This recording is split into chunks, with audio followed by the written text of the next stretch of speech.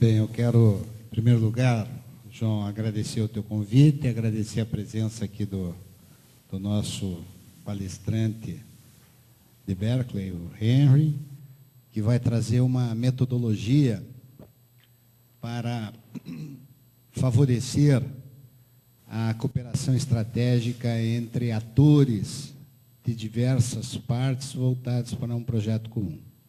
Eu acredito muito que inovação passa por isso, passa por cooperação estratégica. E aqui no Brasil, nós temos assim um grande potencial para isso e, ao mesmo tempo, temos um grande obstáculo. Eu acho que o grande potencial é essa facilidade que nós brasileiros temos de conversarmos entre si, de fazermos coisas juntas. Isso eu acho que é até uma vantagem competitiva que o Brasil tem. Mas, de outra parte, nós temos uma outra desvantagem. Esse é um traço cultural do Brasil, mas nós temos um outro traço cultural que conspira contra isso, que é assim uma inclinação muito forte para a improvisação, a falta, digamos assim, de valorização apropriada de metodologia, de métodos, e especialmente essa presença sufocante da burocracia, não é? Que atrapalha e muito a cooperação. Para os que não me conhecem, eu sou industrial, sou administrador, como a Maria Ângela, eu sou da Nutrimental, aquele que tem as barras de cereais, o Nutri, e sou presidente da Federação das Indústrias do Paraná e também presido o Conselho de Política Industrial e Desenvolvimento Tecnológico da CNI. Estou muito ligado a esse tema, a esse desafio de fazer a nossa nova política industrial ir para frente. O momento que nós estamos passando no Brasil é muito oportuno, foi questão de algumas semanas atrás foi lançada uma nova política industrial, ela está bem construída, está bem articulada, tem boas lideranças a nível de governo interessadas nela, como é o caso do BNDES, da FINEP, do ministro da Ciência e Tecnologia, o próprio ministro da Fazenda está interessado no programa, o nosso presidente do INPI, o presidente da Inmetro, está havendo uma apropriada vontade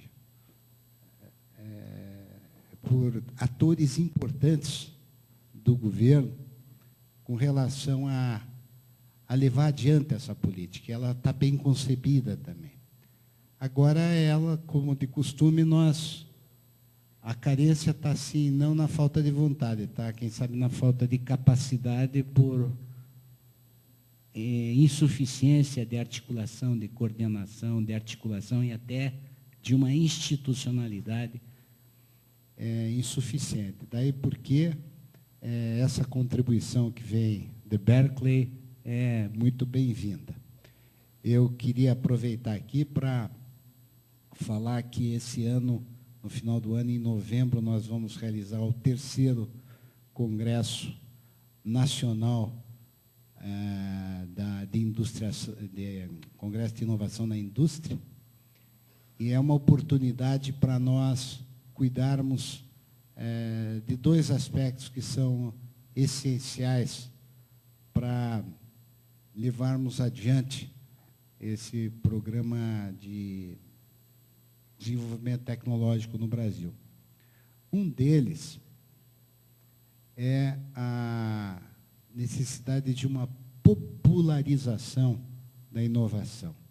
Vocês devem ter notado que a imprensa noticiou muito pouco, se é que um ou outro noticiou en passant, que a estratégia básica, a estratégia central da política industrial é a inovação.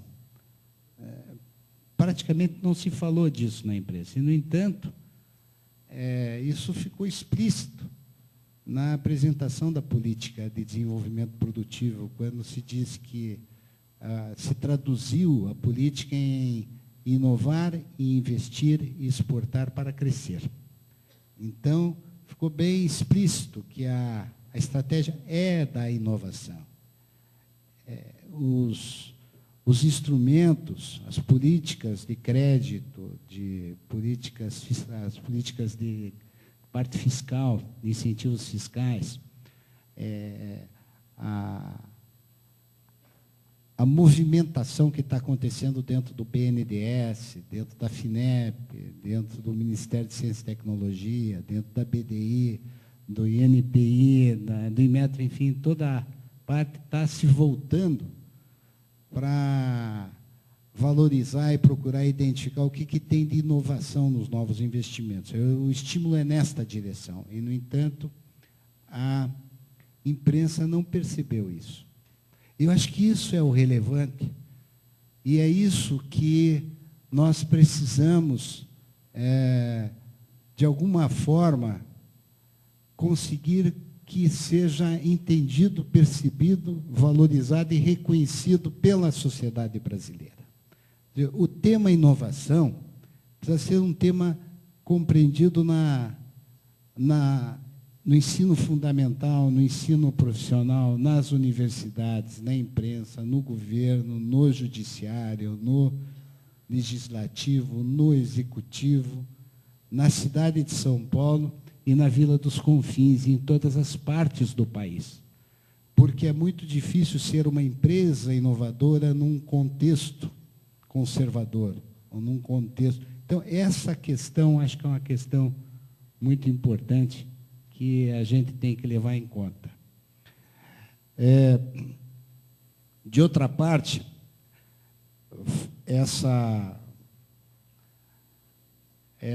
o outro desafio é essa questão das redes,